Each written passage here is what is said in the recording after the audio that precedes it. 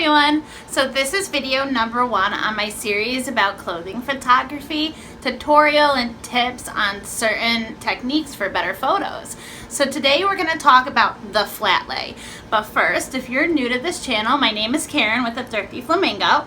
If you're returning, welcome back. I always love to have you. You're going to want to stick around until after the tutorial because I'm going to share with you what you should be stocking your store with for the upcoming fall and winter season. And if you're motivated to be a better reseller, or if you're just new to the game, make sure to hit the subscribe button to stay up to date on all things reselling. Now, let's get to the tutorial. This is my background for my flat lay. It's a big, white, furry rug. You can get a little creative with it. I used to use my bedspread when I, was starting off because I didn't have much money. And so I used my bedspread. It was a medium darkish gray bedspread, but it had like a white pattern to it. So it got a little bit busy when you're trying to photograph an item, and then like the bedspread kind of stood out. So you can do this on a budget. You don't have to go buy a humongous white rug. I had a big piece of fabric from the fabric store, which was big furry fabric. And I got that from a fabric store. I got 1.5 yards and I used a coupon. So you can do this on a budget. You can also use your bedspread, a sheet, just make sure there's no wrinkles in it. Kind of think, what you want in the background. So it doesn't have to all be the same. The first thing that you're going to do before you get to taking photos is you're going to make sure you're set up for it. So first you're going to take off any thrift store tags. If it's new tags, you leave those on. You're going to make sure that if they were dirty from the thrift store that you did wash it. And if they're wrinkly, you're going to steam and press it. Make sure all your items are ready just to grab and photograph. Then you're going to put them into piles. You're going to make your jean pile and pant pile, your shirt pile, your shoe pile. Because you're going to be having to change your lighting around depending on what items you're photographing. Right now, you guys are sitting where my lighting is. So my lighting's a little off where it usually is. If it needs to, I'll fix it later in apps. My previous video, I talked about editing apps, and I'll link it right there for you. So you can also change the lighting post-picture. So I also have everything else I need. I have these 2 little baskets. Basket number 1, I have a lint. You guys know what that is? Yeah, it takes off lint. It also helps with lint on insides of jeans. I have a measuring tape. I have scissors. Sometimes there's like a loose little thread. This is for the rug. It kind of helps with the rugs getting all, out of control and whatnot. And I also have a de-stapler. Comes in handy. I know some thrift stores, they like staple their tags to the item. Crazy, right? I also do use props in a lot of my flat lays, not all of them. So I have a bucket of props. Go figure, classic yard flamingo. So I keep these off center, so it's efficient. So I just lay the clothes out and I put what I need to and I'm done with it. So we're going to do 4 different flat lays. We're going to do 1 pair of jeans 2 separate ways. We're going to do it basic, and the basic is usually how I put it on eBay. And then we're going to do a little bit more in depth, more styling about it. We're going to do a pair of shorts, and we're going to do a pair of shoes. So 4 different photos, 3 different items. Okay, so the first thing that we're going to do is a pair of Nike Pro shorts. These are very popular style shorts. It's NWOT. See, it still has that. So I really don't want that hanging out. I pull it through. Give it a nice tug, so that shows, but it's not like front and center. So if we just do that and we lay it out, it looks kind of boring. Nike kind of sells itself, but it doesn't mean we want it to look boring. Now, what I do with exercise equipment, whether it be like Lululemon, Nike, whatever, I have these little weights. Yeah. Little 5-pound weights. Those are not in my bucket because, well, that would be really freaking heavy. I kind of stack them a little off to the side. This is also in every one of my photos. It's kind of like I don't know, I guess trademarking. I also have these little like cone gloves in my little bucket, and they were right there, so I was able to grab it. So this is going to be my flat lay. Only took me about, what, 15 seconds? Now, you guys are my phone. You are where I usually take my pictures, so I'm going to be taking it on my iPad. Next thing you want to do, and I apologize, this is only for iOS. I don't have an Android, and I only work with this. So what you want to do is when you open up, you want to automatically put it on square mode. You want to take your pictures in square mode, because whether it be Poshmark, eBay, wherever you're listing, it's all square. So if you take the photo in square mode, you're not going to have to crop. Next tip, I'll tell you, if you're sitting here and you're trying to like take flat lays the whole day, it's going to start killing your lower back. You're kneeling on the floor, you're leaning over and adjusting your shot. So, I stand up. Don't be afraid to stand up and zoom. Stand up, zoom, save your back. So that's the picture I just got. I only do that for the main photo. The rest of them are just of the product. The main photo, you know, you want to win the click. When people are scrolling through pages and pages and pages of Nike shorts, and half of them are just people throwing them on their bed and like taking a picture of them real quick. You know, yours is going to stand out, and you're more likely to have someone click on your item, open it up, and see the rest of the description, and that makes them closer to buying it. Then you just take a regular one, front face. Always get the back of the item, even if it's just completely, you know, not much to it. They still should see every angle of the item. Now with these Nike shorts, I like to do this. Nike always puts like the Nike Pro on the waistband, and they have a little swoosh on the same side. So I like to kind of show that. And then you end up getting a picture. Just like that. The last thing you really want to do is to take a picture of the size tag. Sure, you're going to list it as the appropriate size, but you know, we're all human and sometimes we can have a typo, but this also reminds us what size it is. Now, the last thing you want to do for yourself is you're going to take measurements. I know some people go back and take measurements after, but think about it. It's already laid flat. So why wouldn't you want to take measurements now? And then you could put it away and store it until it sells. Even for something as simple as Nike shorts, somebody is going to ask you for measurements. I promise you. So take the waist. These don't have to be perfect unless you're actually listing it. I know some people actually list the photo of the measuring tape going across. I take the photos, so when I'm listing it, I see, okay, 11.5 inches unstretched, so I type that in the description. So when I'm posting all my pictures, the last few photos are my measurements that I list. Then you're going to take the inseam. These are actually called Nike Pro 3-inch, so it's kind of redundant to take the 3-inch inseam. And there you go.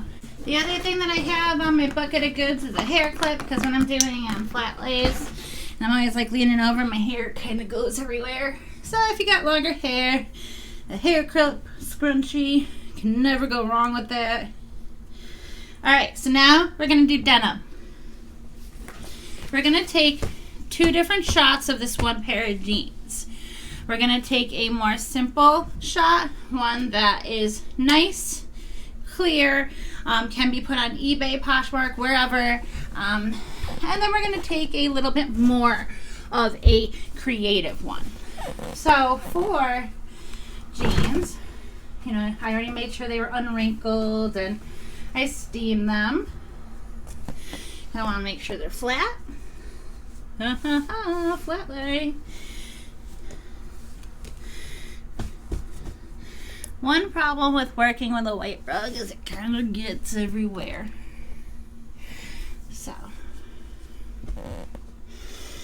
There you go. You want to make sure that, you know, the maker's mark, you know, most denim, they have like their logo somewhere on like the butt area. These are Rag & Bone, so Rag & Bone just has that. You know, there's no label here either, so they're not much. Rag & Bone also always has the same seam going down their back pockets. That's their thing. So listing them as Rag & Bone, you kind of want people that are into the brand to see that, yeah, that's Rag & Bone. Bucket full of goods. Sometimes I dress it up like a flower or something. I'm sure you've seen potted plants. Hopefully they're not real plants. Go to the dollar store. You know, you don't have to spend a lot of money on this stuff. Most of all my props I've either acquired by accident through dollar store or I've owned them.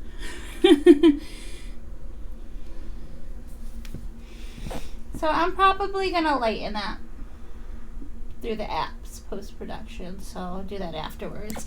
Now, if your photos are coming out like this and they're a little bit dark, you can always aim your shot, hold down the screen and thumbs up while dragging it up and change the exposure,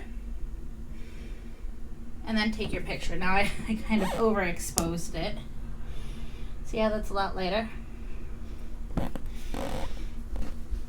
So this would go on eBay. Now, you would just do basic. For the denim, for skinny jeans, skinny jeans, I do it like this. I kind of just, here goes the rug. Because there's not much to skinny jeans. They're very straight up and down. So you don't have like the curve to like anything pretty much. And then you take the picture.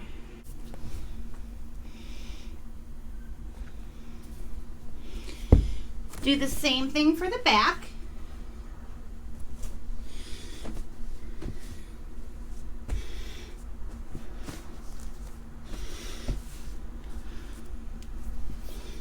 Now, let's say that these weren't kind of very plain Rag & Bone jeans. Let's say they had a little bit more to it. Let me go get a pair like that. To me, I'm not selling them because they're kind of messed up. These are Miss Me's. Miss Me's have all embellishment all the time. That's kind of their thing. So you wouldn't want to cut that off. So something that you want to show the back pockets for that first picture, you would do this as a flat lay. Kind of lay the legs down very slowly on a little bit of an angle. And then go up. You might want to fix the leg to have a little bit more of an angle.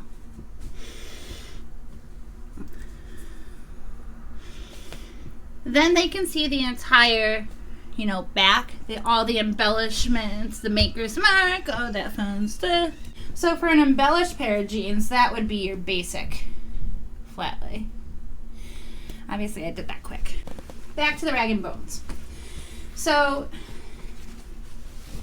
if you have an item that you're going to be making a little bit more money on, I usually spend a little bit more time styling it. So for the Rag & Bone, since there's not much going on with the back pocket, fold them the opposite way.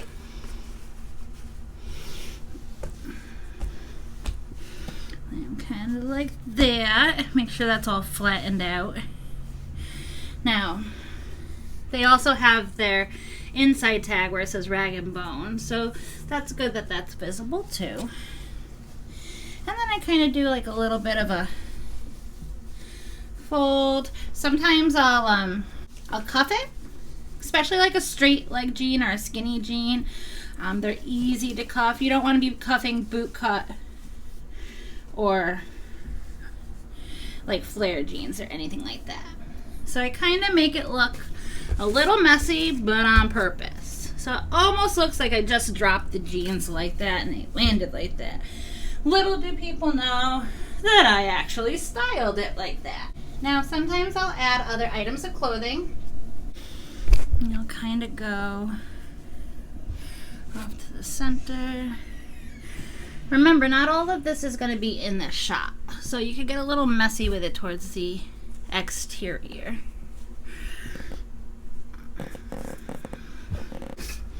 Yeah, you hear that lint roller.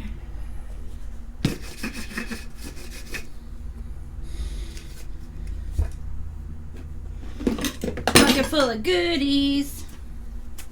I know it's odd that I'm out of the shop, but this is way more important.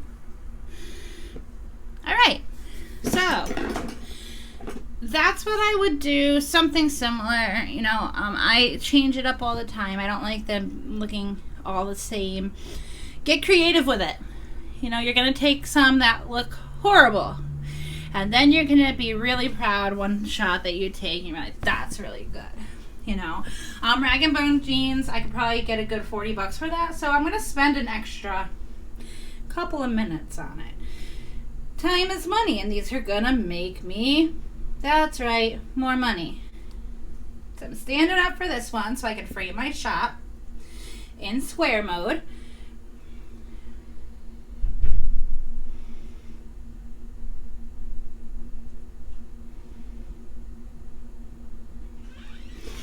Put this a little lower.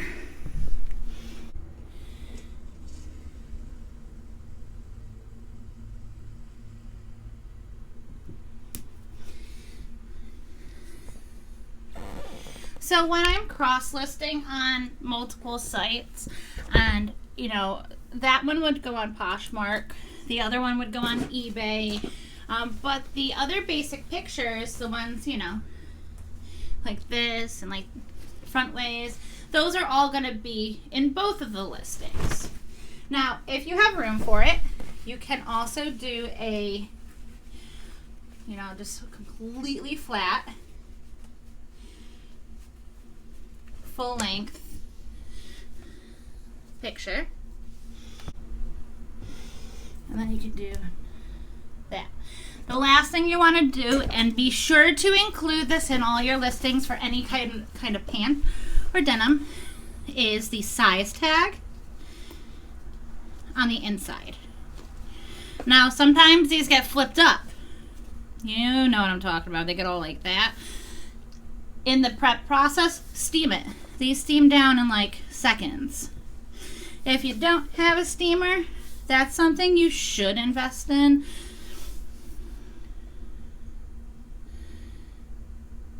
So why would I be taking this shot? Now, granted, you're going to make the listing and you're going to put size 27, but we're human. We make mistakes. What if we have a typo? What if the 7 doesn't end up being a 7 and we're just like listing, and we hit like a 5? You know, so this is going to help us remember. It's going to help the person know that they're actually getting a size 27 rag and bone jean. So that's the two different ways you do the jeans. But yeah, that's just one of the multiple ways you could do it. Be creative. Last one. I know, it's so weird. I'm out of the shop. Shoes.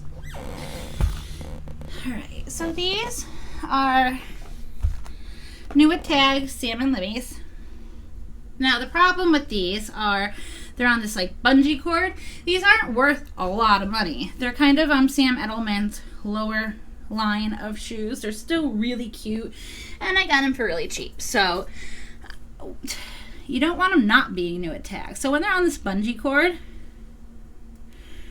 take the bungee cord off.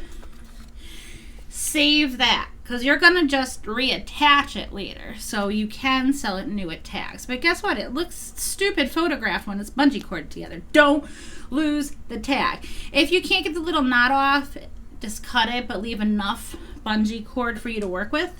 Put it in my little basket so I don't misplace it. That's right. So, how are we going to style these lovely shoes? For shoes and heels, you really don't want one being like way higher up than the other, because that looks kind of awkward, and like the depth of field is a little different. We're also going to tie this a little better, make it look cute, the way it should be looking. So you want to have them kind of on the same level. So I'm going to do kind of like that. Looks good. Also looks a little boring. Take out my little flower. What else could go real quick? A black evening bag. I bought this. I love Betsy Johnson. I have an entire collection of Betsy Johnson. When I have upgraded to a large, like the Plus phone, it won't fit in my clutch anymore. Very sad. So I use it for photography. There we go. Little Kat Von D. Kind of goes with the theme of the picture. Cool. Then you're going to go stand up, frame your shot. I know I sound like a broken record.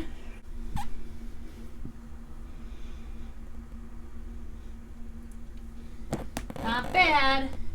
All right, so now we're done with the, the main picture, the glamour shots, whatnot. So we're just going to take shots of the actual product.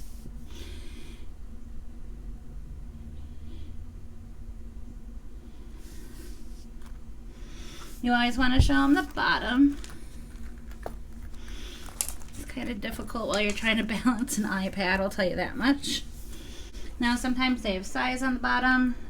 It's easier for me to, same thing as with the jeans. I always zoom in on the size of the product. Backside.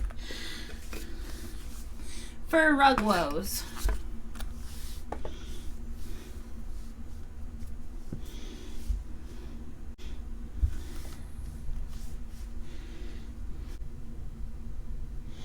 I take them from all different angles because sometimes they don't make the cut. And then I take out my trusty little measuring tape and I measure the heel. So when I'm listing, I know that it is a 1.5 inch heel. Because I'm not going to remember that. Oh, I zoomed.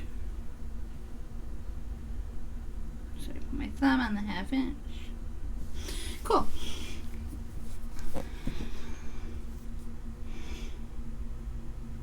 So then we have the heel.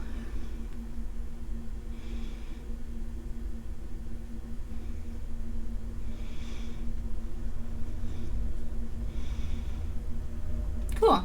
Okay, so those were the basics to the flat lay. If you practice and work on it and always strive to grow, you're going to get better at it too. So as promised, I'm going to share with you the 7 things that you need to stock your closet with. Kind of like a fall trend report. So number 1, and you might already see this one coming, a good pair of denim. We all want a good pair of denim. Can't go wrong with it. So wherever you're sourcing, whether you're doing a little bit of retail or online arbitrage, whether you're thrifting, or maybe you're just sifting through your relatives, hand-me-downs. However you're getting your clothing, look for a good pair of denim. Number 2, plaid. So I've sold out of everything I have that is plaid except for one thing because I just took pictures of it. This is just a plain sweater, but it has plaid to it, so it doesn't have to be completely plaid. Plaid is in. Plaid is very fall. Number 3, faux fur or mixed fabrics. It's all about touching and feeling your fabric this season. So I picked up these cutie little booties. Aren't they so cute? These are Cole Haan, and this has dyed cow hair, so I'm sure the camera's not picking up on this. But yeah, this is cow hair, and then this is very super soft suede. Granted, these are just boots, but I'm talking jackets, overcoats, sweaters that might have some fur fluff to it. Yeah, be on the lookout for that. Number 4, funky tights. Anything with a pattern. There's a reason why LuLaRoe does really well for leggings because they got those funky patterns. But we're not just talking leggings, we're talking about tights, whether it's semi-opaque, completely opaque, or you can barely even see the pattern. It's some kind of funky pattern. Those are really in, pair that with a jean mini skirt and maybe some cutie little booties, you're good to go. Number 5, chunky oversized sweaters. Who doesn't like to be swimming in a chunky oversized sweater? I love it. Whether or not it's on trend, like that's my thing. I live in New England, so I'm always cold in the winter, and I love my chunky oversized sweaters, so I'm really happy that they're in trend, because who knew? I'm trendy. So anything with a large chunky knit, something that you can like wrap yourself in and just feel so super cozy, there you go. Now, number 6 isn't exactly an item. Number 6 are colors to be looking out for. So what I've been seeing so much in the mall are 2 colors. I have been seeing red, like red to dough, like everywhere, like red, red, red. Now granted, pulling off a completely like head to toe like red ensemble is very hard for most people, especially with certain skin tones. But even just little bits of red. So if you find a cute little red handbag, grab it. You know, red is really in. Second one, periwinkle. Come on, say it. Periwinkle. That's such a fun word. I know it's very close to cobalt, but which one's funner to say? Come on, periwinkle. So, periwinkle. It's like that very like lightish, almost purplish blue. Very, very trendy color. So, how do I know this stuff? I go shopping without going shopping. That's what I do. I don't source from the mall. I need to make money, but I sure go to the mall and I do window shop, and I kind of see what's, you know, on all the mannequins, and that's going to help you realize like what's in trend, or, you know, where things are changing. Granted, you're not going to want to pay the price tag on like mall items, but then you go to wherever it is that you do source, like thrift stores, and you start looking for things very similar. So periwinkle, red, stock it up. Last thing that's in, and this is kind of like the opposite of what was in for the summertime. Summertime, it was all about like small little handbags, you know, grab and go handbags. So for the fall, I've been seeing so many oversized bags, you know, just big bags where you could just throw all your stuff in it. You could throw it in your small bag from the summertime and just throw it over your shoulder and go. So I don't see as many small bags in the stores nowadays, and it's because oversized bags are in. So while you're out, look for these things, stock your closet, you know. Buy low, sell high, that's what we do. I've got a question for you. How do you take your photos? Do you have any tips to share with the flock? Leave it in the comments below, and I would love to learn. We're all about learning from one another. So if you've enjoyed this video, definitely hit the thumbs up and like it. This is only video number 1 out of this entire series about photography.